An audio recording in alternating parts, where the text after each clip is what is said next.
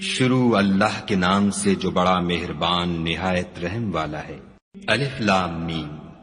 یہ کتاب قرآن مجید، اس میں کچھ شک نہیں کہ کلام خدا ہے، خدا سے ڈرنے والوں کی رہنما ہے،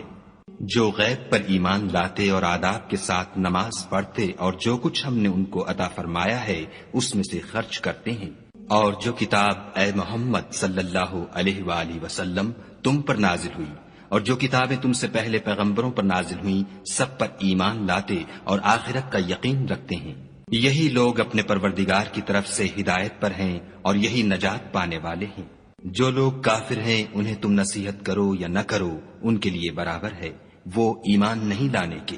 خدا نے ان کے دلوں اور کانوں پر مہر لگا رکھی ہے اور ان کی آنکھوں پر پردہ پڑا ہوا ہے اور ان کے لیے بڑا عذاب تیار ہے۔ اور بعض لوگ ایسے ہیں جو کہتے ہیں کہ ہم خدا پر اور روز آخرت پر ایمان رکھتے ہیں، حالانکہ وہ ایمان نہیں رکھتے۔ یہ اپنے پندار میں خدا کو اور مومنوں کو چکمہ دیتے ہیں، مگر حقیقت میں اپنے سوا کسی کو چکمہ نہیں دیتے اور اس سے بے خبر ہیں۔ ان کے دلوں میں کفر کا مرض تھا، خدا نے ان کا مرض اور زیادہ کر دیا اور ان کے جھوٹ بولنے کے سبب ان کو دکھ دینے والا عذاب ہوگا۔ اور جب ان سے کہا جاتا ہے کہ زمین میں فساد نہ ڈالو تو کہتے ہیں ہم تو اصلاح کرنے والے ہیں، دیکھو یہ بلا شبہ مفسد ہیں لیکن خبر نہیں رکھتے۔